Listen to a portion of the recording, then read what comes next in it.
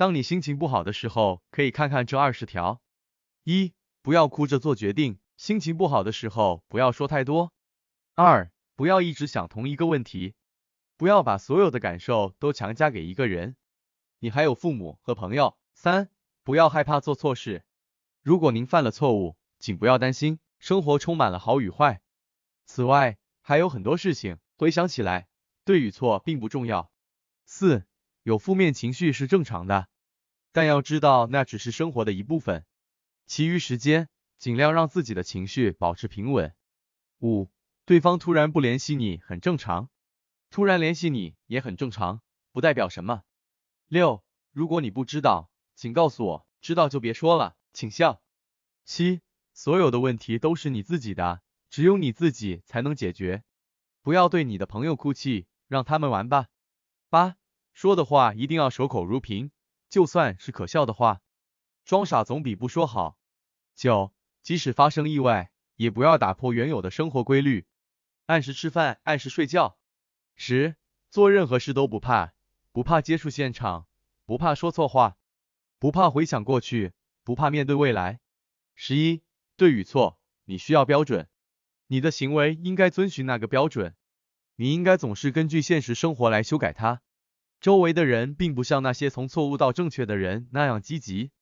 12. 当他说让我们放松一会儿时，请随意说是并挂断电话，拜托，他不是来听你的意见的。13. 不要把所有的话都从你的脑海中抹去，这是你的财产。14. 永远不要告诉你圈子里的任何人，不管他们多么值得信赖。15. 如果你不知道该对他说什么，就什么也别说。16. 不要追求什么结果，每个人结果都一样，就是死亡。17. 不要后悔，无论怎样都不要后悔，后悔的情绪比你所做错的事更加可怕，因为这会摧毁你的自信、自尊，以及很有可能让你去做一件更错的事。18.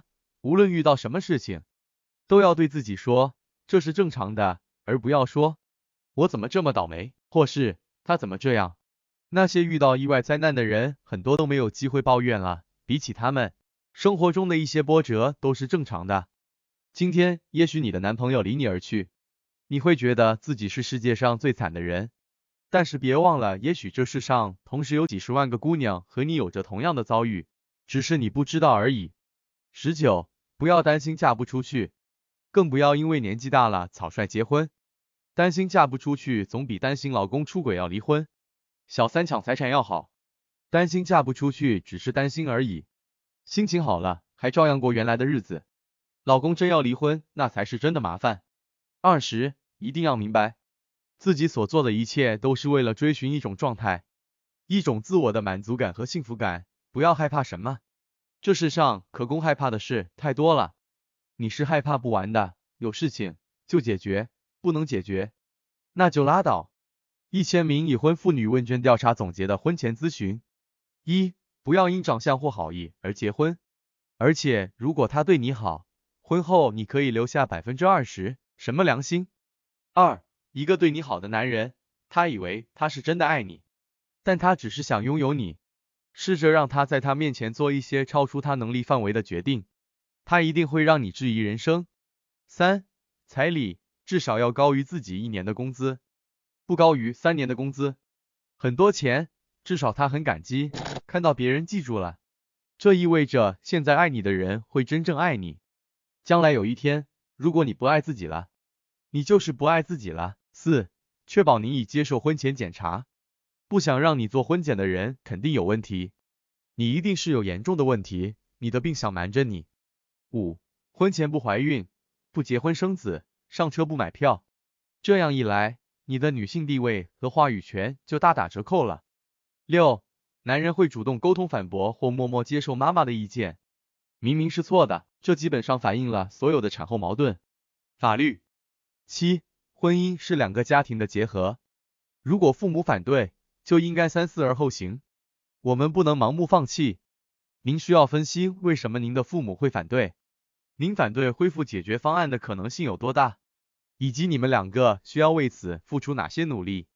因为要违背父母，要领结婚证，要自由创造自己的人生，走自己的路之后，就得付出代价。8. 管理好自己的资产，财务基础是美满婚姻的起点。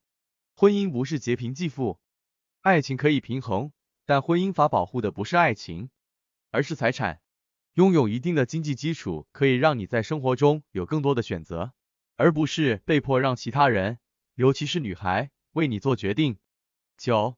不要指望男人婚后对你好，婚前做不到，婚后基本就没有希望了，尤其是婚前缺乏责任感，期待婚后360度大转变的男人，机会就更少了。婚姻固然是缩水，但三观不可调和，性质迥异。10. 不要认为你的婚姻是你的一切，你还有工作、朋友、梦想，还有生活中许多你还没有尝试过的东西。婚姻只是两个人的开始，而不是结束，他们还有很多时间可以度过，还有很多共同的目标要实现。11. 婚姻中吵架很正常。老实说，如果我们完全不争吵，那就有点疯狂了。但是当两个人为问题无休止的争吵时，这很可悲。一起解决问题比让问题无休止的恶化要好得多。12. 90%以上的婚姻问题应该通过沟通来解决，两个人互相扶持，互相面对的生活，当然要一起努力。13. 其实很多人都说不介意结婚，但是说实话，晚点去参加朋友的婚礼有点尴尬。所以如果女方不想一辈子遗憾，男方不想一直拖累，那我觉得还是有婚姻的，不一定要奢侈，喜欢什么都无所谓。好，我来这句话将是你们两个人唯一的回忆。14. 婚后遇到更好的、志同道合的人怎么办？什么意思？